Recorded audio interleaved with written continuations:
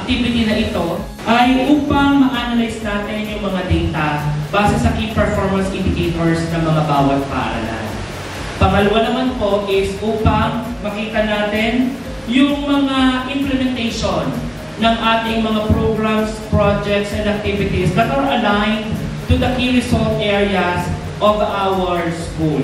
I just want to verify today kung ano yung status. Kung pag-usapan natin, hindi po tayo na dito para magpagalingan na, okay, advance ito, hindi. Kasi alam naman po natin, iba ang dynamics ng cluster natin.